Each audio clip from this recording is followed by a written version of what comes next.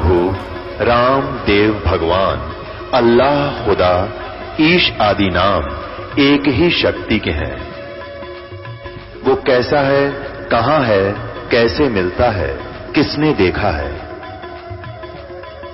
ये प्रश्नवाचक चिन्ह पूर्ण रूप से हटाने के लिए अवश्य सुनिए जगत गुरु तत्वदर्शी संत रामपाल जी महाराज के अमृत वचन, सर्व पवित्र धर्मों के पवित्र शास्त्रों के आधार पर। सत साहेब दर्शकों, मनुष्य अनेकों भक्ति साधना करता है, लेकिन फिर भी वह दुखी रहता है। वह तीर्थ पर भी जाता है, व्रत भी करता है और देवी देवताओं के आगे जोत भी लगाता है, लेकिन फिर भी उसे कोई राहत नहीं मिलती। दर्शकों, इसका मुख्य कारण है कि कलयुग का मनुष्य शास्त्र विधि को त्याग कर मनमाना भक्ति कर रहा है। ऐसी ही कहानी थी राजस्थान के रहने वाले तेजाराम जी की। तेजाराम जी सभी पारंपरिक भक्ति साधनाओं को किया करते थे, लेकिन फिर भी वह शारीरिक और मानसिक रूप से पीड़ित थे। इनको अनेकों बीमारियों ने घेर रखा था। दर्शकों, आज तेजाराम जी का कहना है कि जब से मैंने संत रामपाल जी महाराज की शरण ग्रहण की है, तब से ही मेरी जिंदगी बदल गई है। आज मैं शास्त्रों के अनुकूल भक्ति साधना कर रहा हूं। दर्शकों, आइए जानते हैं कि तेजाराम जी ऐसा क्यों कह रहे हैं। सुनते हैं तेजाराम जी की कहानी, उन्हीं की जुबानी। नमस्कार सर। नमस्कार। सर, क्या नाम है आपका? तेजाराम लेगा। सर, कहाँ से आए हैं आप? साधन सर, बिदासर तहसील, चूरू जिला। सर, संत रामपाल जी महाराज से नाम दीक्षा आपने कब ली? सर, 25 जनवरी 2013 को ली थी। सर, संत रामपाल जी महाराज से नाम दीक्षा लेने से पहले आप कोई भक्ति साधना करते थे? करते जी। पहले गुरु भी बना रखा था। एक राम का नाम देते थे और गीता जी वगैरह पढ़ने का बोलते थे, और हनुमान जी वगैरह की पूजा देवी देवताओं की करते थे। गणेश जी की, हनुमान जी की, जैसे देशनोक वाली माता की ऐसे पूजा करते थे। घर वाले वो बता रहे थे जैसे। सर, आपने बताया कि आप पहले देवी देवताओं की पूजा करते थे, तो उन सब भक्ति साधनाओं से आपको क्या क्या लाभ हुए? उनसे लाभ कुछ नहीं हुआ, बल्कि लाभ की जगह हानियाँ हो रही थी। हम ये भी सोच रहे थे कि अब कि इस देवता की पूजा करेंगे तो लाभ होगा, इससे बदल बदल के पूजा कर रहे थे, उससे कोई लाभ तो हो नहीं रहा था, पर लाभ की बजाय हानियाँ हो रही थी। और गुरुओं के बारे में सोचते थे कि सच्चा गुरु मिलता है तब शास्त्रों के अनुकूल भक्ति मिलती है, तब साधना का लाभ मिलता है। और शास्त्र अनुकूल भक्ति गीता के अनुसार तत्वदर्शी संत बता रहे थे। गीता भी पढ़ता था मैं, और गीता का अध्ययन खूब किया, और गांव में बूढ़े बुजुर्गों को पढ़ पढ़ के सुनाता भी था। उसके बाद में मेरी बहुत गुरु बनाने के लिए चेष्टा हो गई। पुराने वाले गुरु जी वो शरीर छोड़ के चले गए थे। पहले वो भक्तियां करते थे तो 4 बार एक्सीडेंट हो गया था। उस एक्सीडेंट में इतना भयंकर एक्सीडेंट हुआ कि मैंने सोचा इसमें बच गया, आगे कभी ऐसा नहीं हुआ तो ठीक है, होगा तो बचेंगे नहीं। तो वो सारे एक्सीडेंट वगैरह देख के मैंने सोचा अपने पास भक्ति सच्ची नहीं है, भगवान सच्चा नहीं है। अगर मालिक ने बचाया है तो कोई आगे का भगवान का कोई योग होगा भक्ति का, इसलिए बचाया है। सर जी, मेरे शरीर में बीमारियां ही थी, जैसे पीठ में दर्द होता रहता था। मैं गाड़ी में बैठ के एक दिन सफ़र कर लेता तो शाम को खाना नहीं जिमा नहीं जा सकता था, और मेरे टेबलेट लेने पर भी आराम नहीं मिलता, उल्टी वगैरह होती खूब। सवेरे रात भर नींद लेने के बाद में सवेरे जाते कोई आराम मिलता। और घर वाले भी बोलते थे कि इतनी पूजा भक्ति करते हो फिर भी आपके ये बीमारियां सता रही है, फिर भी कोई फ़ायदा नहीं हो रहा है। तो मैं बोलता भाई ठीक है, अब के बदल के देखेंगे, कोई दूसरा देवता देखेंगे। ऐसा करते करते ये समय निकल गया। बीमारियों से ग्रस्त था। पेट में जैसे खाना खाने के बाद में इस साइड में बीमारी की, मेरे को ऐसे बोतल पानी भरते न ऐसे लगती थी। तो मैं सुनता था कि लीवर की खराबी होती है। तो मैंने 1-2 डॉक्टरों से चेक कराया तो उन्होंने कहा भाई तो कोई बैठा रहने का काम करता है, कसरत वगैरह कराया कर, अभी दवाई लेना चालू करेगा तेरा 70 साल 80 साल की उम्र कैसे पार पड़ेगी। फिर भी मेरे को संतुष्टि नहीं हुई। एक बार मैंने जांच करवाया तो डॉक्टर ने बताया कि भाई तेरे को टीबी हो गया है। टीबी का दवाई 6 महीना लिया। उसके बाद में उस डॉक्टर को बताया, उसने बोल दिया भाई ठीक है, दवाई तो इतनी खानी है, विशेष परहेज रखना है। तो उस टीबी से मुझे ये नहीं लगा कि मैं स्वस्थ हो गया। उसके बाद में शारीरिक भूख नहीं लगती थी, बीमारियां खूब ही रहती थी। मैं बीमारी और चारों तरफ से कोई बिजनेस करता वो भी नहीं चलता, और बिजनेस की और बीमारियों की चपेट में आकर के फिर ये सोचने लगा कि इससे तो भाई भगवान मिल जाए तो ठीक है, नहीं तो मरना पड़ेगा ऐसे ही। ये सोचते सोचते फिर पूर्ण संत की खोज में लगा हुआ था। सर, आपने बताया कि आप देवी देवताओं की भक्ति करते थे, लेकिन आपको कोई लाभ प्राप्त नहीं हुआ, बल्कि आपके शारीरिक बीमारियां हो गईं तथा और भी परेशानियां थीं। आपका एक्सीडेंट भी हो गया। फिर संत रामपाल जी महाराज की शरण में आप कैसे आए? सर, इसकी जानकारी मैं उस सुतार के घर, जाड़ागर के घर बैठा बैठा टेलीविज़न पर उस दिन पूरे धार्मिक प्रोग्राम चल रहे थे, तो मैं देख रहा था कि कोई संत का प्रोग्राम आए और अपने शरीर के बारे में कोई सुख समृद्धि का साधन मिल जाए तो ठीक है।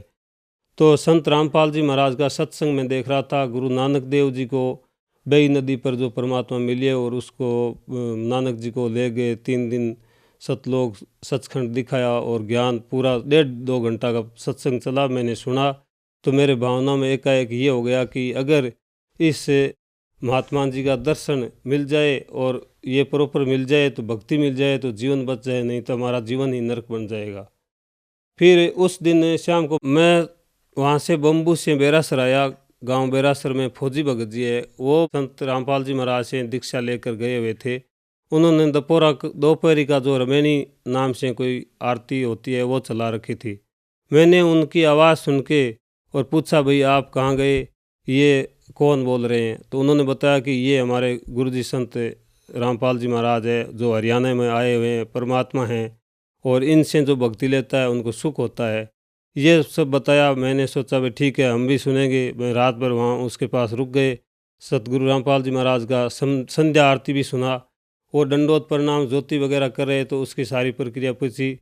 फिर टेलीविज़न पर देखा था गुरु जी का सृष्टि रचना, सतगुरु रामपाल जी महाराज बता रहे थे सृष्टि रचना।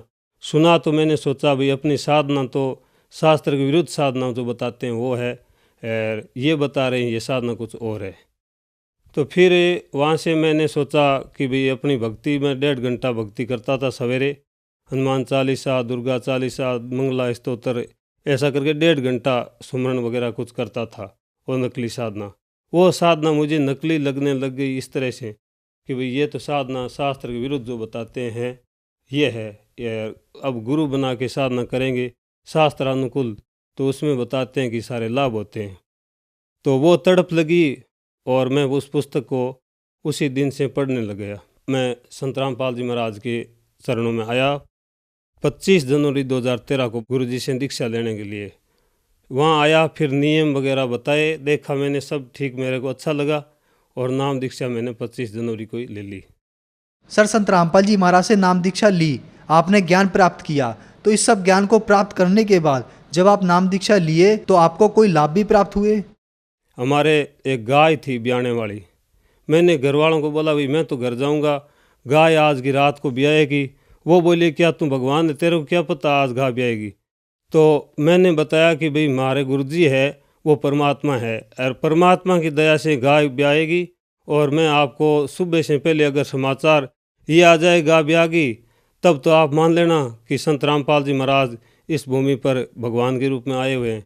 अगर आपको ये यकीन नहीं होता है तो मुझे विश्वास है कि सतगुरु रामपाल जी महाराज पूर्ण परमात्मा है और वो जो प्रेरणा करते हैं वो सच्ची है। तो सर जी मैंने रात को 1:30-1 बजे तक तो नींद नहीं लिया, फिर मैं सो गया, नींद आने लग गई। तो गुरुजी का फोटो लगा रखा था, ज्योति करता था, गुरुजी के चरणों में ही नीचे ही लेट गया। मैं ये कह के लेट गया कि गुरुजी आप ही जगाओगे, मैं तो दिन भर घुमा फिरा हूँ, अगर गाय है ब्यागी, बच्चा मर गया तो पाप का भागी हो जाऊंगा और सारे लोग कहेंगे कि ये तो क्या भक्ति करता है, ये तो पाप का भागी है। तो नींद आ गई। 2 बजे के लगभग मेरे को ऐसे गुरुजी की आवाज़ सी सुन जी कि गाय तेरी ब्यागी है और वो बछड़ा बेचारा कहीं फंसा हुआ है, देख ले। मैंने सोचा किसी ने आवाज़ लगाई कि तेरी गाय ब्यागी है और बछड़ा कहीं फंसा हुआ है बेचारा, देख ले। तो मैंने टॉर्च उठाई और लेके गया। जैसे हम ढाणी में रह रहे हैं तो ढाणी के पास में ही वो बना रखी गाय के लिए, वो एक बना रखा था छान, वैसे एक छान बोलते हैं हमारे। तो वहाँ गया तो गाय ब्याई हुई बैठी है और बच्चा उसका है जो वो छान की जो एक जगह उसका बांधने का खूंटा था उसके और छान के बीच में फंसा हुआ था। मैंने उसको वहाँ से उठाया, गाय के आगे रख दिया और फिर देखा तो सर जी वास्तव में ही भगवान ने मेरे साथ में ये चमत्कार ऐसा किया कि दोनों उन जीवों की जान बचाई और मेरा वो सपना सिद्ध कर दिया परमात्मा ने कि भी परमात्मा जो चाहे सो कर सकते हैं। तो मैंने तुरंत उसको 2 बजे फ़ोन किया, सबको बीमारी। परमात्मा की दया से गाय भी आ गई, आप चिंता मत करना। वो सवेरे आए तो आया, देखा सारी प्रक्रिया एकदम सही, गाय भी आ गई। वो एक उसको सारा दूध दे दिया, बछड़ा चूंग लिया। ये चमत्कार हुआ पहले तो। उसके बाद में मेरे गुरु जी के प्रति बहुत गहरा विश्वास हो गया। तो सर जी, संत रामपाल जी महाराज के शरण में आने से शारीरिक बीमारियां थी वो भी मेरी सारी ठीक हो गई, ये भी लाभ हुआ, और सत भक्ति का मार्ग भी मिला। तो आज बहुत सा दर्शक समाज आपको सुन रहा है, आप उनको क्या संदेश देना चाहेंगे? सर जी, हम उन दर्शकों को ये संदेश देना चाहेंगे कि सतगुरु रामपाल जी महाराज का ज्ञान शास्त्रों के अनुकूल है, और सब गुरुओं का ज्ञान शास्त्रों के विरुद्ध है, और शास्त्रों के अनुकूल ज्ञान ही भक्ति को सफल, जीवन को सुखी करने वाला है। सब समाज को यही प्रार्थना करना चाहते हैं कि सच्चे ज्ञान से परिचित होएं और झूठे ज्ञान से हट करके और अपना आत्म कल्याण कराएं, और संत रामपाल जी महाराज से नाम दीक्षा लेकर अपना जीवन सफल बनाएं। सर, संत रामपाल जी महाराज से अगर कोई नाम दीक्षा लेना चाहे तो वह कैसे ले सकता है? सर जी, कई चैनलों पर संत रामपाल जी महाराज का सत्संग आता है, उस पे पट्टी चलती है, उस पे नंबर लिखे हुए हैं, उन नंबरों से संपर्क करते हैं तो आपके नज़दीक जो भी सेंटर है, नामदान सेंटर है, वहाँ से आपको नामदान मिल सकता है और भक्ति कर सकते हैं। धन्यवाद सर। सत साई। दर्शकों, अभी आपने सुने संत रामपाल जी महाराज से दीक्षा प्राप्त करके सुखी हुए भक्त के अनुभव। अब देखिए जगत गुरु तत्वदर्शी संत रामपाल जी महाराज के मंगल प्रवचन। खड़ा होकर उस महापुरुष ने सिकंदर लोधी को सीने से लगा लिया कि बेटा, मेरी घड़ी भूल थी, आज मेरी आंख खोल दी मेरे बच्चे ने, भगवान है ये, लेकिन आज मेरी वो सारा दोष भी समाप्त हो गया। आज के बाद मैं किसी के प्रति कोई नफरत नहीं रखूं। बोलो सतगुरुदेव।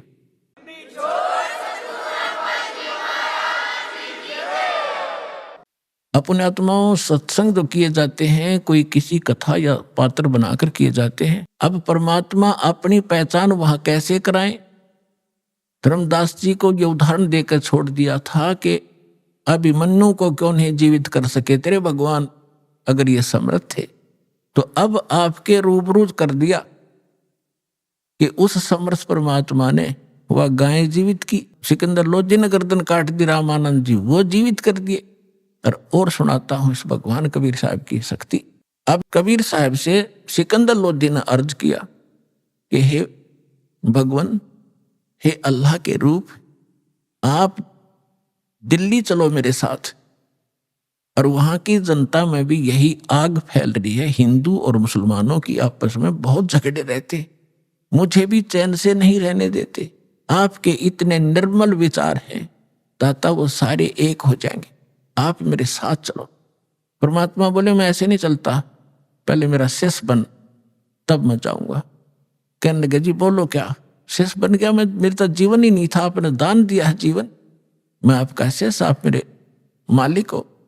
परमात्मा बोले सुन ले, कुछ नियम होते हैं शिष्य के, शराब मांस तमाकू छुआ नहीं का, और अपने राज्य में मुनादी कर देना, प्रतिबंध लगा देना, कोई जीवन सा नहीं करेगा। अब उसने कहा कि देखो जी, मैं प्रयोग नहीं करूंगा मांस आज के बाद, ये मेरा पक्का वायदा हो लिया। तम्बाकू भी नहीं प्रयोग करूंगा, शराब तो हम प्रयोग करते ही नहीं। और दूसरी रही बात कि मैं प्रतिबंध जरूर लगा दूंगा, लेकिन मैं मजबूर हूं, ये मुसलमान मेरी मानेंगे नहीं, और मैं ज्यादा जोर दूंगा तो मेरा राज खत्म कर देंगे, इसलिए मैं विवश होऊंगा इस बात पर। परमात्मा बोले ठीक है, तू मत खाना। अब ठीक है जी। तो परमात्मा चले गए झोपड़ी में, वो आ गए अपने राज दरबार में बीरसिंह के पास। तो वहां शेख तकी नाम का जो गुरु था मुसलमान, उसको जाकर के राजा ने बताना ही था अपनी खुशी कि भाई आज मैं कमाल हो गया, मैं बिल्कुल स्वस्थ हो गया। तकी शेख तकी जी, हे पीर जी, और कबीर साहब ने केवल आशीर्वाद दिया था, मेरे सिर पे हाथ रखा था, मैं स्वस्थ हो गया, मेरा कति आज कोई मुझे रोग का नामो निशान नहीं है, मैं बहुत खुश हूं। और वीर सिंह अब खाना खाऊंगा, और खूब छक्कर रोटी खाई। अब कहते हैं 2 फकीर और 2 वजीर ये कभी भी एक दूसरे की प्रशंसा सुन नहीं सकते। अब उसके आग लाग गई कि तेरी महिमा कम और कबीर की महिमा ज्यादा होगी। तो मुंह चढ़ा लिया शेख तकी ने। सिकंदर लोधी को मालूम था कि शेख तकी रूस गया तो मुसलमान ग्रुप सारा रूस गया तेरा, और ये आग लगा देगा, तेरे राज को नाश करवा देगा। चिंतित हुआ, पूछा क्या बात है, क्यों चिंतित हो, कैसे आपने नाराज हो गए मेरे से? तो उसने कहा कि मेरी क्या जरूरत है, अब तुझे पीर मिल ही गया है, काफिर काफिर। अब उसने सोचे सिकंदर लोधी ने कहा ये इसका तो यो रोग लग गया भाई।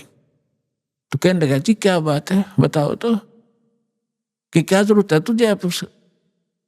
तो कहता ठीक कर दिया, और आप ये कहते हो रामानंद को जीवित कर दिया, मेरे सामने जीवित करके दिखाओ तब मानो मैं। अपने आत्मा सिकंदर लोधी चिंतित हो गया। अब वीर सिंह ने एक बीच का रास्ता निकाला। वीर सिंह ने कहा शेख तकी जी देखो, आप भी पीर हो, गुरु हो, और वो भी गुरु हैं। देखो संतों की लड़ाई ज्ञान की होनी चाहिए, इन सीधी शादियों की नहीं होती, क्योंकि वो ज्ञान से परिचित थे। आप ज्ञान की चर्चा कर लो उनके सामने, हम बुला लेते हैं, बुला लो बुला लो। अब कबीर साहब आ गए, सिकंदर लोधी और सारे बैठ गए, हजारों लोग श्रोता आ गए। तब परमात्मा ने कहा कि बोल प्रसन्न कर भाई शेख तकी। उसने कहा कि हमारे पीर जो मोहम्मद जी थे ये अंतिम रसूल थे, उसके बाद कोई रसूल नहीं आएगा, और जो साधना हम करते हैं वो हमारे अल्लाह ने सीधा बताया था हजरत मोहम्मद जी को, और कुरान शरीफ का ज्ञान सीधा दिया था एक फरिश्ते के माध्यम से, जबरील के माध्यम से। हमारा कुरान शरीफ 1 नंबर का ज्ञान है और आपका ज्ञान व्यर्थ है, ये गॉड गिवन नहीं है। हमारी साधना सर्वश्रेष्ठ है। तो परमात्मा ने कहा कि देखो पीर जी, परमात्मा की भक्ति किस लिए की जाती है?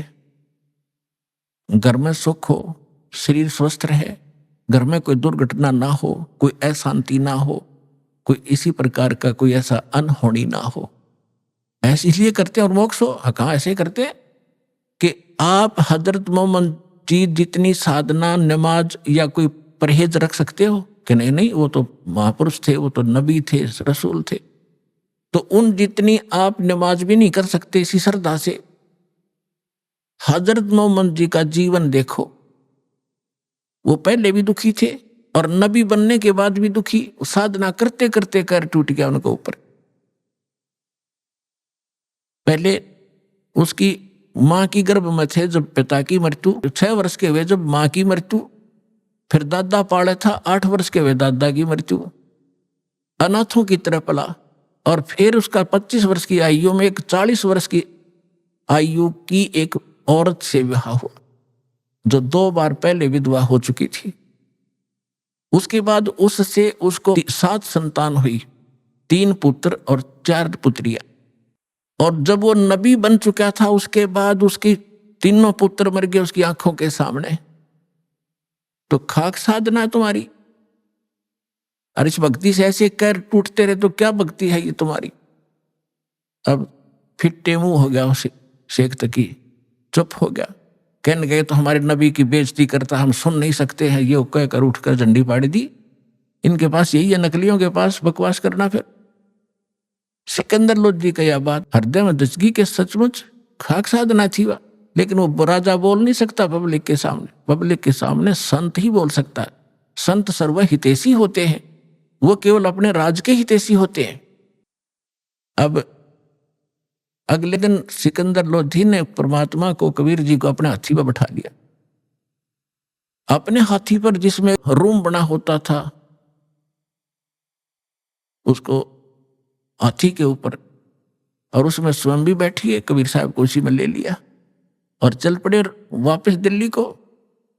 अब रास्ते में आए, पड़ाव डाला एक नदी दरिया के ऊपर, क्योंकि वहां सैनिक भी काफी साथ थे, वहां भोजन बनाते थे, नहाते धोते थे, इसलिए पानी का आसरा लेकर के वहां रुका करते थे सफर में।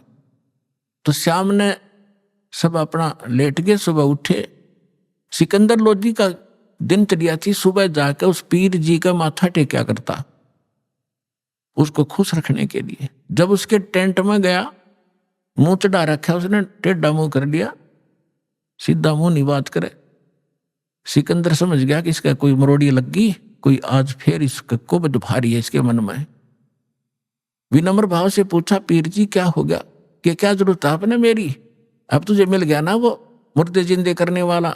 मैं तो जब मानू मेरे आंख सामने मुर्दा जिंदा करे तब उसको पीर पैगंबर की संज्ञा दूंगा, नहीं तो जाके मुसलमानों को कह दूंगा कि राजा काफिर हो गया, एक हिंदू को गुरु बना लिया।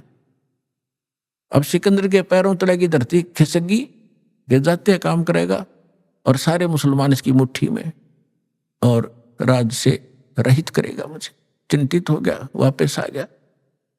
उस टेंट में आया जहां भगवान बैठे थे, परमात्मा अंतर्यामी है। उनका चेहरा उतरा देख कर कहा कि राजा, कोई राजकाज की बुरी खबर मिल गई क्या? तो उसने कहा कि भगवान, आपके रहते राजकाज की क्या खबर बुरी मिल सकती है, लेकिन मेरे साथ जो पीर है हमारा, ये मेरा शरकादरद है और ये जब चाहे हो जाता है। आज यो मेरे से ढंग से बात नहीं कर रहा है और इसने मुझे चिंता पैदा ये कर दी है कि तूने काफिर गुरु बना लिया है और मैं मुसलमानों को बताऊंगा और जाते मेरा यो काम बिगाड़ेगा। ये तो पक्का नाड़ी है। परमात्मा ने कहा, क्या कहता है? कि ये कह रहा है कि मेरे सामने मुर्दा जिंदा करके दिखावा कबीर, तब मानू मैं। परमेश्वर बोले, भाई जा, उसने नो कह दे कोई मुर्दा ले आवे, चल तेरी टेंशन तो खत्म करूं मैं, हमारी तो देखी जाएगी। अब परमात्मा अपने बच्चे के, अपने भगत की टेंशन नहीं देख सकता। सिकंदर लोधी ने कहा कि पीर जी आप लाओ मुर्दा कोई। सिकंदर को तो पता था उसके सामने कर रखा कि 2 मिनट में करेंगे, ये तो भगवान है, अल्लाह है। अब शेख तकी कहता है मैं कहां से लाऊं, कभी होगा जब परीक्षा लूंगा। अब परमात्मा ने सोचे इतने सिकंदर मर लेगा, वहां तक पहुंचाएंगे, इतने हार्ट अटैक हो जाएगा, इतना चिंतित है। इतने में क्या देखा कि एक 13 वर्ष के बच्चे का शव दरिया में आ रहा है। और वो कैसे आया था कि उस बच्चे की आयु शेष नहीं थी, वो मर चुका था। कुछ कबीले ऐसे होते हैं जो ना तो धरती में गाड़ते हैं, जमीन में नहीं दफनाते और न ही वो जलाते हैं, वो जल प्रवाह कर देते हैं, इस उद्देश्य से कि इसके मांस को जीव जंतु खा लेंगे समुद्र के, कुछ पुण्य मिलेगा। इस करके उसको एक फ्लोटिंग सा बना करके, एक घास फूस का तैरने वाला बेड़ा सा बना के उस पर लिटा देते हैं और ऐसे सत्कार से उसको बहा देते हैं। वो बहता हुआ आ रहा था, तब सैनिक स्नान कर रहे थे, उन्हें दूर से देखा कि वो आ गया मुर्दा, एक मुर्दा आ गया, मुर्दा आ गया। सबको पता चल गया था कहानी क्या है। तो सभी आकर इकट्ठे हो गए, कबीर साहब भी आगे, शेख तकी कोई बुला लाई। तो परमेश्वर ने कहा, शेख तकी पहले तू जंतर मंत्र कर ले, कदे फिर नंबर बनावे और करके दिखा इसको जीवित। तो सभी और भी उपस्थित थे, उन्होंने कहा जी ठीक है, देखो दो के बीच में कोई होता है तो दोनों ने ही अपनी दिखानी चाहिए शक्ति। तो लगा फूफा करन, वो चला गया मुर्दा आगे, काफी दूर चला गया। तो शेख तकी कहता है कि ये अपने सिर से बला टालना चाहता था। मुर्दे जिंदे होते कभी, वो तो कयामत के समय मुर्दे जिंदे हुआ करते हैं, कयामत आओगी कभी, जैसा नर टाला रखा है। तो परमात्मा ने उस मुर्दा जो बहता जा रहा था डाउन स्ट्रीम में, जिधर पानी के बहाव में काफी 2-3 फरलांग चला गया था, 1000 फुट की दूरी, तो वहां से मालिक ने ऐसे संकेत किया, मुर्दा वापस चल पड़ा, जैसे इंजन वाली किश्ती धारा के विपरीत बहकर फ्लोट होकर चलती है, और सामने आकर रुक गया, नीचे लहर चल रही है। तो परमात्मा ने कहा था कि हे आत्मा, तू जहां भी है, कबीर हुक्म से वापस आ और इस मुर्दे में, इस बच्चे के शरीर में प्रवेश कर दोबारा और बाहर आ जा। बोलो सतगुरुदेव। उसी समय वो बच्चा जीवित हुआ, कंपन हुई शरीर में और परमात्मा के चरणों में आके दंडवत प्रणाम किया। बोलो सतगुरुदेव।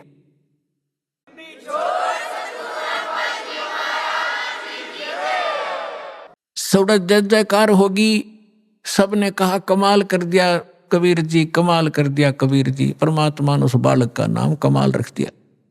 और उस बच्चे को कोई चेत नहीं, तू कौन है, कहाँ का है, उसको अपनी पिछली याद खत्म। तो परमात्मा ने उस बालक को अपने साथ रखा था। परमात्मा की अपनी कोई निजी संतान नहीं थी और ना ही परमात्मा कबीर जी ने कोई विवाह किया था, कोई स्त्री उनका नहीं थी। अब लंबी कहानी ना सुना करके आगे आपको बताता हूं कि शेख तकी ने एक और परीक्षा लेनी चाहिए। उसने कहा कि ये तो मुर्दा सदमे में था और सदमे वाला जीवित हो जाता है। जब जानू मेरी बेटी मैंने 2 महीने से कब्र में दबा रखी है, यदि मेरी लड़की को जीवित कर देगा मैं मान लूंगा कबीर इज गॉड, कबीर अल्लाह है, और नहीं तो ये भगवान नहीं है, फिर डंडोरा पीट दूंगा। अब फिर चिंतित हो गया कि सिकंदर लोधी कि इसने तो कोई ना कोई सिर दर्द मेरा बना के ही रखना है। तब कबीर साहब को पता चला टेंशन का। तब कबीर साहब ने कहा कि ऐसा करो सिकंदर, इनसे कहो आप आसपास के अक्षेत्र में अनाउंसमेंट कर दो कि तीसरे दिन शेख तकी की बेटी कब्र से निकालकर कबीर जीवित करेगा, कबीर जी। अब सिकंदर जी को तो पता था कि जो कह दिया फाइनल। उसने तुरंत मुनादी करवा दी। सारे आसपास लाखों की संख्या में लोग एकत्रित हो गए जिस दिन मालिक ने समय रखा था। कब्र फुड़वा दी। शेख तकी खड़ा, सिकंदर राजा खड़ा, मंत्री खड़े और भी दर्शक बहुत गणे। उस कब्र को फोड़ दिया गया। बच्ची का शव उसके अंदर था। 12-13 साल की लड़की थी। अब परमात्मा ने कहा कि शेख तकी अब तू अजमा ले अपना जंतर मंत्र, कहीं फिर 5-6 नंबर बनावे। तो वहां उपस्थित सभी व्यक्तियों ने कहा जी अगर इसके पास कोई शक्ति होती तो अपनी बेटी ने कौन मिट्टी में दाब के जाता, ये तो फेल है इस मामले में, आप दया करो। तब परमेश्वर ने कहा कि हे शेख तकी की बेटी जीवित हो जा। लड़की जीवित ना हुई। और शेख फिर कहा कि शेख तकी की बेटी जीवित हो जा, ना हुई। तो शेख तकी ने भंगड़ा पा दिया, नाचे कूदे, देखो ढोंगी का ढोंग पकड़ा गया। मुर्दे कभी जीवित होते हैं, ये तो क़यामत में होते हैं, क़यामत में होते हैं।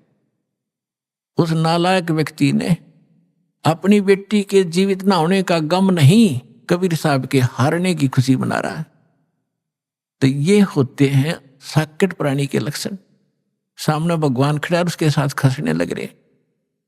परमात्मा ने तीसरी बार फिर कहा, वो फिर भी नहीं हुई। तो और ज्यादा जंप लगावे, कूदे, नाचे, डांस करे। परमात्मा ने कहा डट जा बंडेले, तू शांति करे। वो तो उसको दिखाना था उसकी नीचता जनता को कि ये अपनी बेटी को जीवित कराने में खुश नहीं है, ये तो कबीर जी को हराने में खुश है। ऐसा साकेट व्यक्ति है। उसी समय परमात्मा ने कहा कि हे जीवात्मा जहां भी है तू कबीर हुक्म से वापस आ और इस बेटी के शव में प्रवेश कर। बेटी वापस आ। 2 सेकंड के अंदर लड़की जीवित होकर मालिक के चरणों में दंडवत प्रणाम किया। बोलो सतगुरुदेव।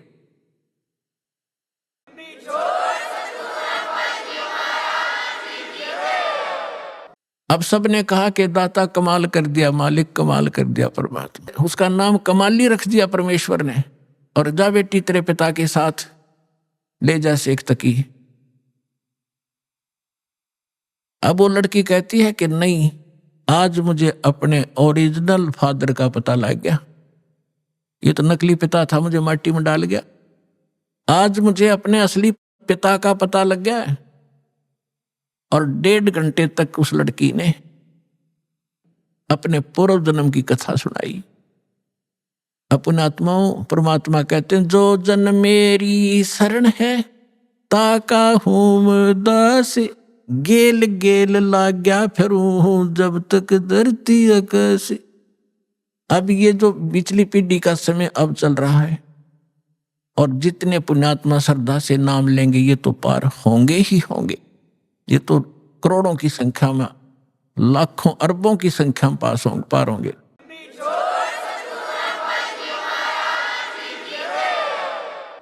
लेकिन इस भक्ति युग के अंत में कुछ ऐसे काल के दूत आएंगे, धीरे धीरे भ्रमित करना शुरू करेंगे। तो अपने आप ऑटोमेटिकली है, वो तो होगा ही होगा। उस समय कुछ भक्त रह जाएंगे, वो पार ना हो पाएंगे। तो उनमें से यही आत्मा कमाली और कमाल की थी। तो परमात्मा उस लड़की ने अपने पूर्व जन्म की कथा सुनाई। पहले भी ये मुसलमान घर में जन्मी थी, ये अपने पिता के घर पे थी, और श्रद्धा पिछली भक्ति की इतनी गजब की थी, बहुत की नहीं। और वहां परमात्मा जब ये लड़की चारा लेने के लिए पशुओं का खेत में गई हुई थी, वहां भगवान मिले थे कबीर जी जिंदा महात्मा के रूप में, एक कुएं पर बैठे थे। तो वहां लड़की ने भी अपना जो चारा लाकर था उस वृक्ष के नीचे रखा। उस समय विश्राम करने के लिए साधु मिल गए, पीर जी खड़े दिखे तो उनसे प्रणाम किया। परमात्मा ने काफी उसको ज्ञान दिया, बेटा भक्ति करनी चाहिए। वो कहती जी भक्ति करती हूँ, ईद बकरीद मनाते हैं, नमाज करती हूँ, ऐसे करती हूँ। परमात्मा ने सारा ज्ञान समझा, बेटी ये ईद और बकरीद मनाना, मांस खाना, ये महापाप है, ये नहीं खाना चाहिए। कोई आपको काट कर खावे कैसा लगे? लड़की स्तब्ध हुई। बच्चे का जल्दी घर करती है ये ज्ञान, अज्ञान भी ज्ञान भी, बुराई भी और अच्छाई बच्चा जल्दी से ग्रहण करता है जैसा उसको माहौल मिलता है। काफी ज्ञान सुनाया, बेटी ये भक्ति नहीं, भक्ति अलग से हट के इसके। अब सामने देखा कि भी मुसलमान ही है, ये बता रहा है, तो बच्ची के बात समझ में आएगी। कहने के भगवान फिर क्या करूं? कि बेटी जो मैं साधना बताऊं ये करना, और ये 2 दिन का जीवन है, असंग जन्म हो गया, जन्म तेर मृत्यों को मैं ऐसी साधना बताऊंगा ये पीछा छूट जाएगी। लड़की ने क्या नाम ले लिया, और बेटी मांस नहीं खाएगी? अगर नहीं खाऊंगी महाराज, कत्ती नहीं खाऊंगी, कोई कंपलसरी नहीं मांस खाना, खाओ तो खाओ, मैं नहीं खाऊंगी। लड़की ने दृढ़ निश्चय किया, और लड़की होगी 17-18 साल की, विवाह से मना कर दिया। इतना वैराग हो गया उसके अंदर, और माता पिता को चिंता होगी वे बेटी को हम घर पर नहीं रख सकते। उधर से वो विवाह को मना कर रही है, तो लास्ट में माता पिता ने कह दिया, बेटी अगर तुम विवाह नहीं कराएगी तो हम दोनों आत्महत्या करेंगे, हम तुझे यहाँ नहीं देख सकते, बेटी को कैसे रखेंगे, कल न पता नहीं क्या उक चुक हो जाएगी। अब लड़की ने सोचा है बुढ़ा बुढ़िया मरेंगी, उसने यस कर दी, ठीक है मैं शादी करवा लूं। विवाह हो गया, एक बहुत अच्छे नेक अफसर के अधिकारी के उसका विवाह हुआ, क्योंकि जो भगवान की भक्ति करे वो तो ठीक ठिकाने जागा बालक। वो नेक आदमी था, मुसलमान, भगवान से डरने वाला था। ठीक है हम परंपरागत से गलतियां कर भी रहे अपने समाज अनुसार, लेकिन पिछले संस्कार भी हमारे साथ रहते। वो बहुत ही अच्छा आदमी था, नेक आदमी था, भगवान से डरने वाला। वैसे भी स्वभाव अच्छा होता व्यक्तियों का, चाहे हिंदू होते, मुसलमान, सिख हो, ऐसा ही उनका अपना भी कुछ आधार होता पूर्व जन्म का।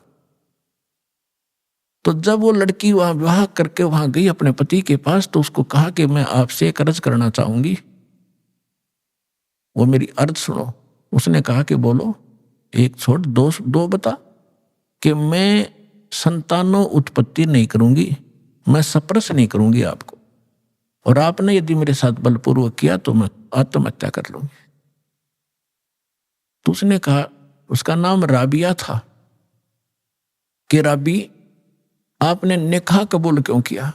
मना कर देती, कोई कंपलसरी, जो मुसलमानों में एक ऑप्शन है, लड़की स्वीकृति देगी तो ब्याह होगा, नहीं तो नहीं होगा। तो राबिया ने कहा कि मेरी मजबूरी थी इसलिए मैंने स्वीकृति देनी पड़ी। उसके पति ने पूछा कि मजबूरी क्या थी तेरी? कि मैं चाहती हूँ भगवान की भक्ति करना, और मुझे एक संत मिले थे, उन्होंने मुझे ज्ञान दिया था, उस आधार पर मैं दृढ़ हूं, और यो असंग जन्म का झंझट का खत्म कराऊंगी, मैं इसलिए ब्याह नहीं करवाऊं थी। तो उसने कहा कि अपने माता पिता के सामने मना करना था कि मैंने खूब किया था। उन दोनों ने आत्महत्या करने की ठान ली पक्की, तब मैंने स्वीकृति देनी पड़ेगी। इसलिए कि आगे कोई भगवान मिल गया तो ठीक है, नहीं तो मैं आत्महत्या कर लूंगी, अब मैं ये काम करूंगी नहीं।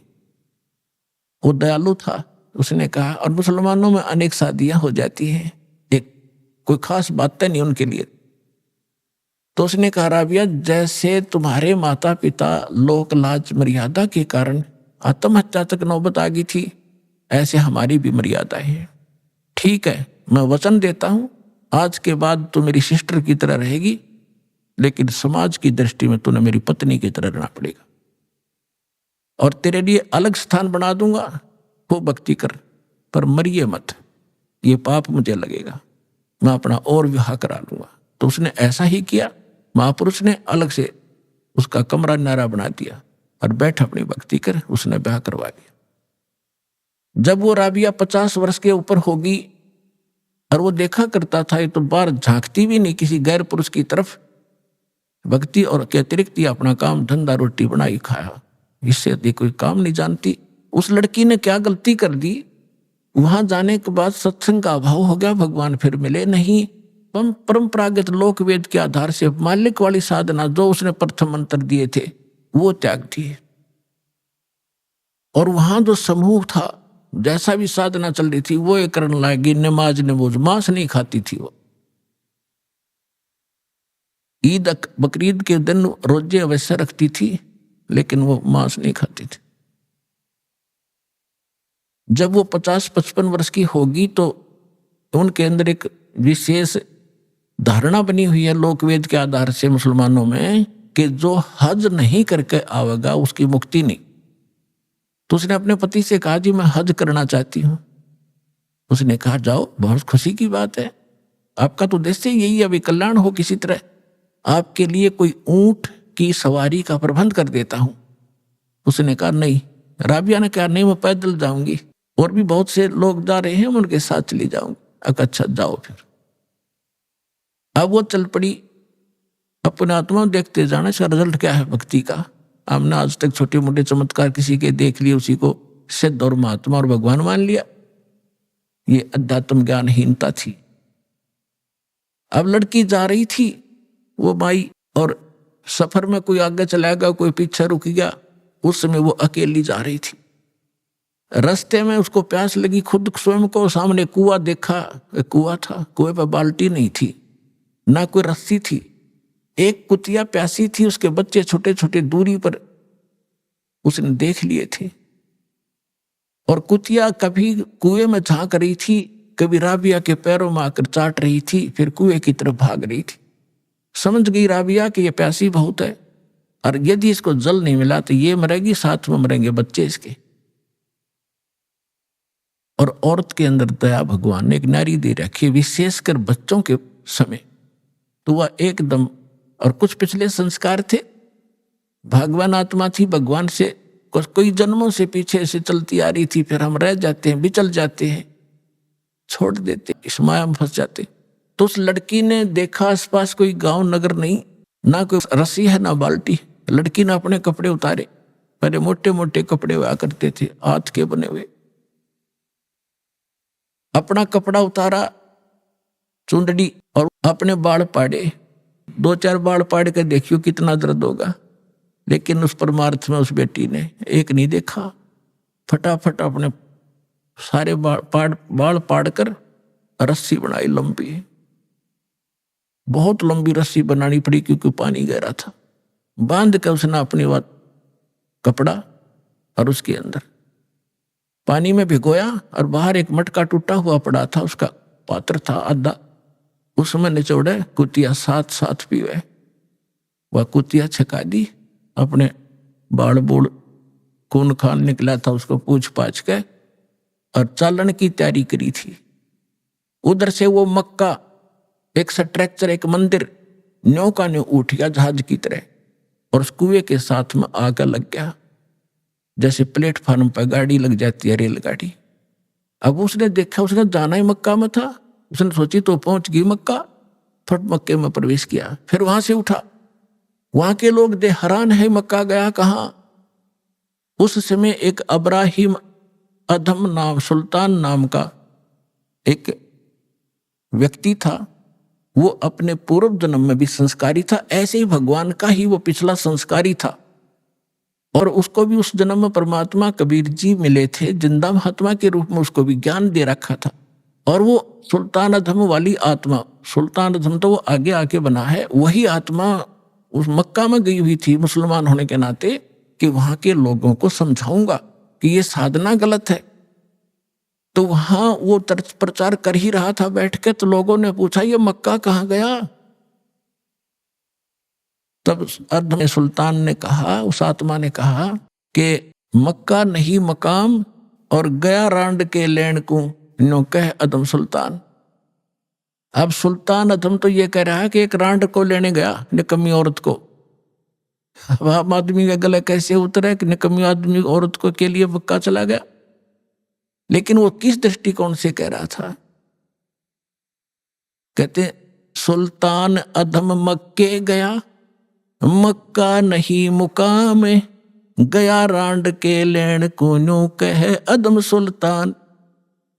वो कहने लगे कि आप क्या बात है, कैसे किसको लेने का? इतने मक्का वापस आ गया। उसमें वापस आया तो वो लड़की जिसके सिर पर बाल नहीं, सारी कहानी उसने बताई और देखने वाले भी आसपास निकट इकट्ठे हो गए थे, कैसे हो गया? वो भी मक्के में चढ़ लिए साथ में।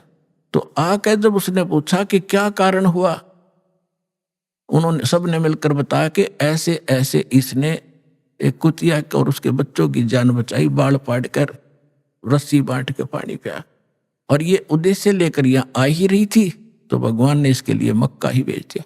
तो इतनी प्रशंसा की पात्र बन गई पूरे मुसलमान धर्म में कि भक्ति हो तो राबी जैसी, भक्ति हो तो राबी जैसी, जिसके लिए मक्का भी उठकर चला गया। लेकिन क्या इससे मोक्ष था उसका? फिर इब्राहिम सुल्तान जब से पूछा कि आप इसको ऐसी निकम्मी लड़की क्यों कह रहे थे, इसने तो ऐसा कुर्बानी कर दी, जिसके लिए मक्का चला गया, उसको आपने कैसे कहा ये निकम्मी लड़की है? तब इब्राहिम सुल्तान वाली आत्मा ने कहा कि यह निकम्मी है, इसको भगवान मिले थे जिंदा महात्मा के रूप में, इसने वह भक्ति छोड़ दी, ये डलेट हो रही है इसलिए निकम्मी है। उसके बाद मेरी प्रशंसा हो रही है, अगला जन्म मेरा एक बांसुरी का हो गया। एक बांसुरी नाम की लड़की बनी मैं, और गाने गा गा के इतनी सुरीली आवाज से पर धार्मिक भगवान की शब्द सुनाया करती थी, बहुत प्रसिद्ध होगी। और वह भी फिर वृद्ध हुई जब मक्के में गई। अब मक्के में जाकर उसने पता था कि जो मक्के में मरता है, ऐसा ज्ञान सुन रखा था लोकवेद से, वो सीधा भिष्ट जाता है, स्वर्ग में जाता है, हेवन में जाता है। लड़की ने सोचा हेवन के लिए तो ये सारा कुछ कर रहे हैं, और मक्के में मरने से हेवन मिलता है, स्वर्ग मिलता है, तो वहीं कर्द से अपनी तलवार का से गर्दन काट दी, मक्के में चढ़ा दी। सबको वाह वाह की पात्र बन गई कि भक्ति हो तो बंसुरी जैसी, बंसुरी तो गई सीधी भिष्ट में, सीधी स्वर्ग गई है, तो इसने मक्के में शीश चढ़ा दिया। फिर बताती है कि मैं कहाँ गई, अगला जन्म मेरा एक वैश्या का बना, मैंने अपने खूब कर्म फोड़े, वो मेरा जन्म फिर समाप्त हुआ। अब मेरी आयु 12 वर्ष की मनुष्य जीवन की शेष थी, मानव शरीर की। और ये भी वहां धर्मराज के दरबार में जब मैं गई हुई थी, वहां मुझे पता चला। अभी आपने सुने संत रामपाल जी महाराज के मंगल प्रवचन। आइए अब सुनते हैं संत रामपाल जी महाराज से नाम दीक्षा लेकर सतभक्ति करके अद्भुत लाभ प्राप्त करने वाले अनुयायी के विचार। दर्शकों, बेरोजगारी की समस्या व्यक्ति को तोड़कर रख देती है, खास तौर पे तब जब घर में कमाने वाला एक हो और उसके ऊपर पूरा परिवार आश्रित हो। घर में बीमारी ने भी दस्तक दे रखी हो और आंखों के सामने परिवार का कोई सदस्य भयंकर बीमारी से जूझ रहा हो। ऐसे में व्यक्ति जिंदगी से तंग आ जाता है और उसकी सोच तथा समझ जब साथ देना बंद कर दे तो वो परमेश्वर को याद करता है। ईश्वर में आस्था रखने वाले अमर चक्रधारी जी, जो कि महाराष्ट्र पुणे में रहते हैं, एक समय पर उनका जीवन ऐसे मोड़ पर आ गया था जब उनकी जेब में केवल 500 रुपए रह गए थे और ये अपने छत्तीसगढ़ के मूल गांव में लौटने का विचार बना चुके थे। लेकिन उन्हें विश्वास था परमेश्वर पर, प्रभु की महिमा पर। उसी अटूट श्रद्धा और विश्वास ने इनके साथ अनहोनी कर डाली। अमर चक्रधारी जिस दिन गांव लौटने की सोच रहे थे, उसी दिन उन्हें 60 लाख का टेंडर मिला और 50,000 उन्हें काम शुरू करने से पहले एडवांस में मिल गए। ये चमत्कार हुआ इनके गुरुदेव संत रामपाल जी महाराज की असीम कृपा से, जिनके द्वारा बताई गई सतभक्ति अमर चक्रधारी जी कर रहे थे। जैसे जैसे समय आगे बढ़ा, अमर चक्रधारी जी का आर्थिक विकास होता चला गया।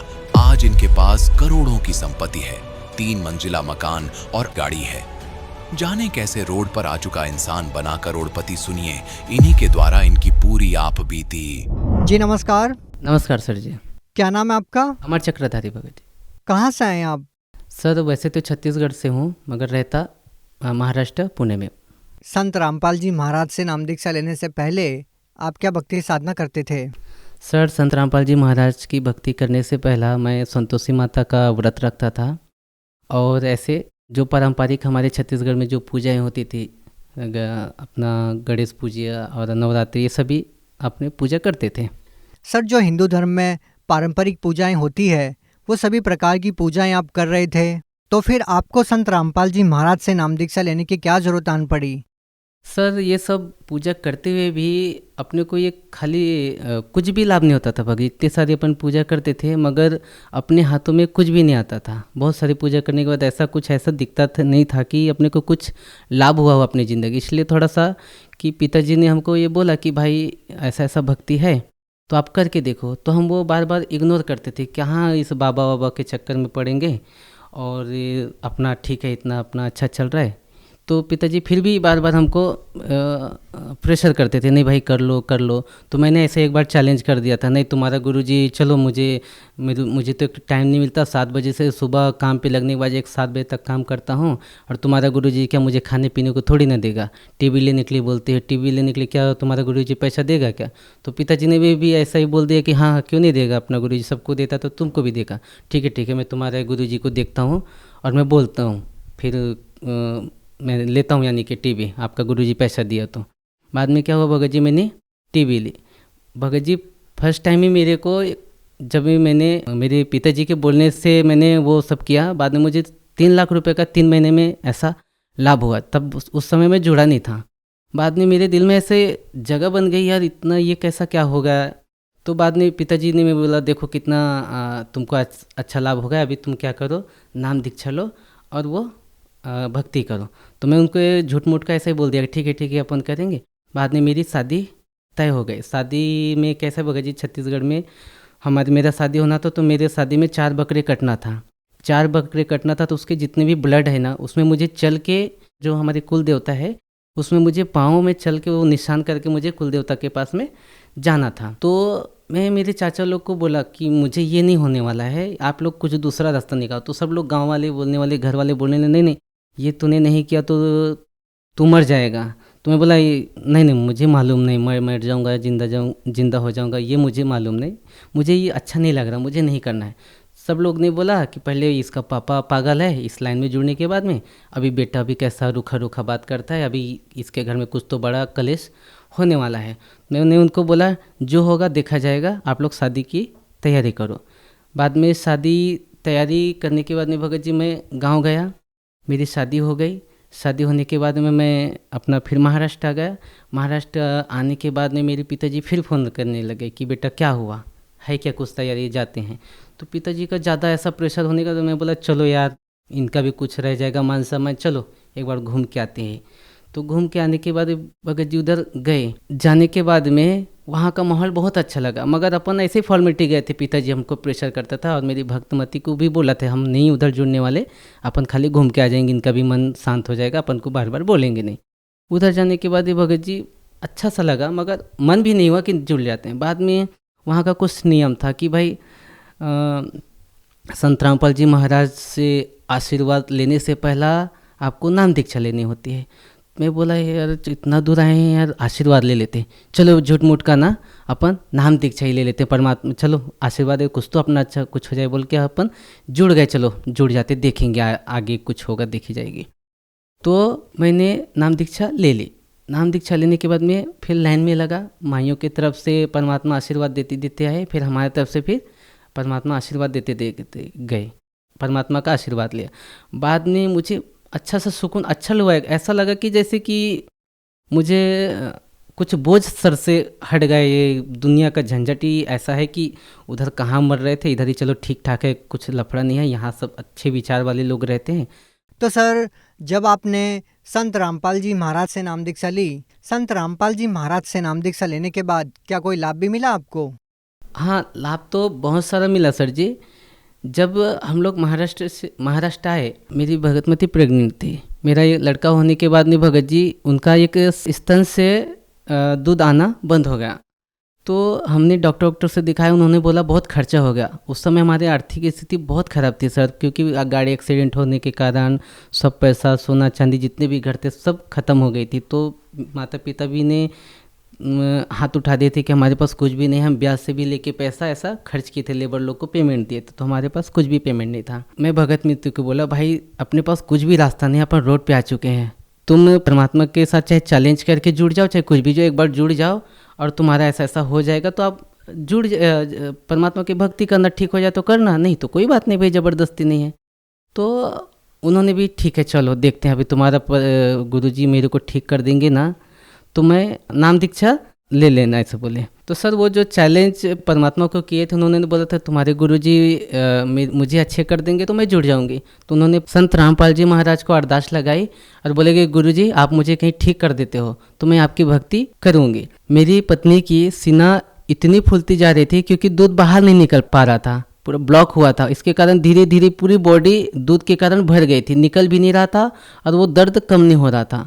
बाद में संत रामपाल जी महाराज को चैलेंज किया कि आप मुझे बिना पैसे के यदि ठीक हो जाता है तो आपके संत रामपाल जी महाराज से मैं नाम दीक्षा ले लूँगी। तो मैं बोला ठीक है, आपके संत रामपाल जी महाराज सब ठीक करेंगे, आप पहले दीक्षा ले लो। उन्होंने अरदास लगाई, भगवान आप मेरी ये प्रॉब्लम है सॉल्व कर दो, हमारे पास पैसा कुछ भी नहीं, हमारी आर्थिक स्थिति खराब है, डॉक्टर भी ऑपरेशन के लिए बोल रहे हमारे पास पैसा भी नहीं, हमारी आर्थिक स्थिति भी बहुत खराब है, आप हमारे ऐसा हमारा प्रॉब्लम सॉल्व हो जाएगा तो मैं आपकी भक्ति करूँगी। तो परमात्मा की ऐसे चमत्कार हुई भगत जी, बिना दवाई के एक 15 से 20 दिनों के अंदर में वो स्वस्थ हो गई। वो फिर फूट के वहाँ से मवाद निकला, फिर धीरे धीरे उसमें हमने मेडिकल में ही जा के एक 20 रुपये का पाउडर होता है वो डाल के ऐसा उसको दवाई लगा के ठीक हो गया। डॉक्टर के पास में गया नहीं कि बड़ा ऑपरेशन का ऐसा कुछ खर्चा ही नहीं आया। फिर संत रामपाल जी महाराज के कारण मेरी धर्मपत्नी की तबीयत ठीक हो जाने के कारण उसको पूर्ण लाभ हुआ। आज वो नाम दीक्षा ले चुकी है और मस्त मेरे से अच्छी वो भक्ति कर रही है। अभी हमारा वापस मैं सांगली चला गया अपनी जगह पे जहाँ पे रहता था। वहाँ जाने के बाद अपना आर्थिक स्थिति थोड़ा ख़राब हो गया था। उसके बाद में हम गांव जाने वाले थे, मेरे पास लास्ट 500 रुपये ही बचा था। तो सर जी मेरे पास लास्ट 500 रुपये थे, तो हमने नियोजन कर लिया था कि भाई चलो महाराष्ट्र से छत्तीसगढ़ जाते हैं और अपना कुछ नहीं है, इधर पूरा बिजनेस थोड़ा सा लॉस हुआ, अपन उधर ही जाएंगे, कुछ तो खेती बाड़ी करेंगे। सर जी वहाँ से फिर मेरे को एक फ़ोन आया, संत रामपाल जी महाराज से हमने अरदास लगाई थी, तो परमात्मा ने संत रामपाल जी महाराज ने वहाँ से उनका आदेश आया था कि परमात्मा दया करेंगे, आप लोग भगवान की भक्ति करते रहो। संत रामपाल जी महाराज का ऐसा आदेश आया। तो भगत जी हम 500 रुपये ही मेरे पास था, गया तो वहाँ से फ़ोन आया कि आपको एक 60 लाख का टेंडर आपको हम देते हैं। तो मैं कम से कम भगत जी उनको सर जी उनको 50 बार बोला कि ये मुझे कैसे आ सकता है, मैं तो ये बिल्डिंग बनाने का काम ही नहीं करता, मैं लेबर कॉन्ट्रैक्टर हूँ। लेबर कॉन्ट्रैक्टर, आप मुझे बिल्डर का काम बता रहे कि आपको हम इतना पैसा देंगे और आपको हमारा घर बना के देना पड़ेगा। तो कम से कम उसको मैं 50 फ़ोन लगाया और बाद में पूरा वेरीफाई किया कि भाई सच में ऐसा है क्या। तो बोले हाँ है। तो बोले नहीं मुझे यकीन नहीं होता। तो मैं वो 500 रुपये लेके उनके पास गया। वो मुझे उसमें नाश्ता भी करना था, पेट्रोल भी डलाना था और 70 किलोमीटर जाके वापस भी आना था, मतलब 150 किलोमीटर जाना आना था। गया, सर जी इतना बड़ा चमत्कार हुआ परमात्मा संत रामपाल जी महाराज की वजह से। मुझे 50,000 रुपये जगह पे एडवांस दिया। मेरे पास सिर्फ 500 रुपये था लास्ट टाइम। जब मुझे 50,000 रुपये दिया तो मेरी वहाँ पे आंसू निकल गए। मैं बोला भगवान ये क्या मेरे पास इतना बड़ा चमत्कार होगा कि मैं यहाँ का अनजान, मैं छत्तीसगढ़ का रहने वाला, ये मुझे 50,000 कैसे दे दिए, क्या हुआ कैसे हुआ बोल के। बाद में मैं यहाँ से काम से रोते 70 किलोमीटर तक घर वापस गया, भगतमती को पैसा दिखाया। बाद में मैं बोला देखो परमात्मा ने मुझे 60 लाख का मुझे काम दिया है। भगतमती को विश्वास नहीं। मैं बोला देखो मेरे अकाउंट में पैसा है और 500 रुपये का मिठाई लेके गया था बगीचा। मेरे बच्चा था ना, मैं जब मिठाई भी इसके लिए लेने के लिए जाता था दुकान में तो मेरे पास पैसा नहीं रहता था। मैं सोचता था कि मैं तेल लेके जाऊँ कि मेरे बच्चे के लिए 5 रुपये का कैडबरी लेके जाऊँ। इतना मेरी हालत ख़राब थी, मुझे कुछ भी समझ में नहीं आता था, इतना वीकनेस हो गया था। मगर परमात्मा ने जब 50,000 रुपये दिया, रोते पूरा वहाँ तक गया अपनी भगत में। मेरी भगतमती भी इतना रोने लगी, देखो इतना बड़ा चमत्कार कर दिया परमात्मा कि अपन अच्छे से भक्ति करेंगे, ये दुनिया के लफड़े में नहीं पड़ते अपन। सब जो दुनिया अपने को रखे या ना रखे, संत रामपाल जी महाराज को जिंदगी भर अपन छोड़ेंगे नहीं। जान दो दुनिया की अपन दुनिया की सुनने वाले नहीं, अपने छोकर गांव निकाला करे, चाहे दुनिया से कहीं से भी कुछ भी, अपन परमात्मा को नहीं छोड़ेंगे। ये इनका जीवन दान देने का तो मेरे को भगत जी अभी के डेट में कम से कम 60 लाख मुझे काम मिलने के बाद भगत जी सर जी मैंने उनका पूरा काम कंप्लीट किया। कम से कम 1.5 करोड़ का अब तक काम किया उनका भी। मेरा काम अभी कम से 8 साइड मैंने फाइनल किए हैं। 3 काम मिलने के 60 लाख का टेंडर हुआ, वो फाइनल किया। बाद में मुझे 3 काम और मिला कम से कम 40 लाख का, वो फाइनल किया। अभी कम से कम मेरा 25 लाख का काम चालू है, वो मैंने अभी पेंडिंग है, आधा अधूरा काम है। मेरा घर में रहने का नहीं तकलीफ था भगत जी, बारिश हुआ तो 10 ठिकाने से पानी नीचे गिरती थी। संत रामपाल जी की दया से अभी मेरा 4 मंजिल का घर बनाया हूँ। अभी कुछ दिन पहले अभी मैं सोल्ड 4 व्हीलर गाड़ी लिया है। पूरे गाँव वाले बोलते कि भाई इनके पास क्या सोने का खान मिला है, मगर उनको बोलते सर जी की भाई संत रामपाल जी महाराज के शरण में आने के बाद में हुआ थोड़ा तकलीफ हुआ स्टार्ट में। परमात्मा अपनी वाणी में बोलते हैं कि धीरे धीरे रे मना धीरे सब कुछ होए, माली सिंचे 100 घड़ा ऋतु आए फल होए। सर मैं लूट पिट चुका था, सिर्फ मैं लास्ट में मेरा 500 रुपये ही था। परमात्मा की दया, संत रामपाल जी महाराज की दया की वजह से 60 लाख का मुझे काम मिला। अभी मेरे करोड़ों का बिजनेस चालू है। 4 मंजिले का घर टिका लिया हूँ। मेरे गांव में क्या सर जी, आसपास की एक 20 किलोमीटर 50 किलोमीटर आप भी घूमेंगे तो किसी का 4 मंजिल मकान नहीं है। सोल्ड मैंने गाड़ी ले ली। अभी परमात्मा की दया से, संत रामपाल जी महाराज की दया से अभी भगत जी मैं अपने एरिया में टॉप में हूँ। सब बोलते कि भाई ये अच्छे लाइन में जुड़े। पहले तो हमको कोसते थे कहाँ ये अपने ज़िंदगी बर्बाद कर। अभी इस परमात्मा का भी उन लोग भी बोलते हैं संत रामपाल जी महाराज का ज्ञान अच्छा है और वो भी अभी सहयोग करते हैं मेरे गांव में। आपको मैं एक और बात बताना चाहता हूँ। जब हम गांव में रहते थे तो हमारा दारू का धंधा था, चिकन मटन का धंधा था, बकरी बेचते थे, मुर्गी बेचते थे, कबूतर, ये सब चीज़ बेचते थे। हम क्या करते थे, 10 दारू की जो बोतल रहती थी उसको हम खोल के 10 का उसमें पानी डाल के उसको 15 बनाते थे और उसको सही तरीके से लेवल लगा के सब बेच देते थे। मतलब 2 नंबर का काम सब करते थे। फिर सिगरेट पीता था मैं, इतना सिगरेट पीता था कि मेरे हाथों से सिगरेट हटती नहीं थी। जब तक मेरा 2-3 पैकेट 4 पैकेट ख़त्म नहीं होता था, 12-1 बजे 2-2 3-3 बजे तक जगता था। सर हमको टेंशन आ गई थी कि परमात्मा संत रामपाल जी महाराज के नियम में लिखा था तुमको यही नहीं करना, तुमको शराब नहीं बेचना, कुछ ये बकरे नहीं बेचना, बकरी नहीं काटना, ये नहीं करना। वो तो हमको टेंशन है कि हमारा घर गृहस्थी कैसे चलेगा। संत रामपाल जी महाराज की दया से अभी ऐसा दया भगत जी मेरा भी करोड़ों का बिजनेस है। सब धंधा वो गोरख धंधा छोड़ने के बाद में अभी देखो भगत जी मेरे एरिया में परमात्मा ने मुझे शिखर पे पहुंचाया। अभी मुझे 1 रुपये की कहीं किसी से हाथ फैलाने की किसी की गरज नहीं है कि मैं किसी से 5 रुपये मांगू या 10 रुपये मांगू। परमात्मा ने मुझे शिखर पे पहुंचाया है। सर जी मैं परमात्मा मैं अपने संत रामपाल जी महाराज के लिए ये शब्द उच्चारण करता हूँ, क्योंकि मेरा भगवान और सब कुछ मेरा संत रामपाल जी महाराज। मुझे तो पता नहीं कि कौन क्या है, मगर मेरे लिए संत रामपाल जी महाराज मेरे लिए भगवान है। सर आप भगत समाज को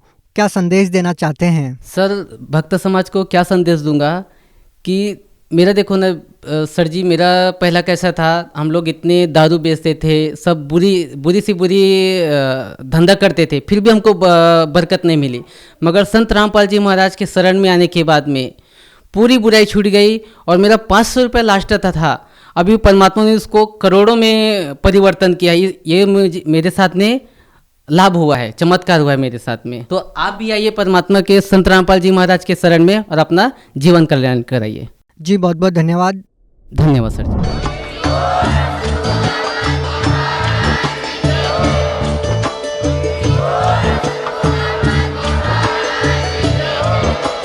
आप सुन रहे थे जगत गुरु तत्वदर्शी संत रामपाल जी महाराज जी के मंगल प्रवचन। अधिक जानकारी के लिए विजिट कीजिए हमारी वेबसाइट www.jagatgururampalji.org। संत रामपाल जी महाराज जी के शुभ आशीर्वाद से पूरे विश्व भर में 500 से भी ज्यादा नाम दीक्षा केंद्र हैं, जिन पर संत रामपाल जी महाराज जी द्वारा ऑनलाइन निशुल्क नाम दीक्षा दी जा रही है। अपने नजदीकी नाम दीक्षा केंद्र का पता करने के लिए संपर्क करें 918882914911।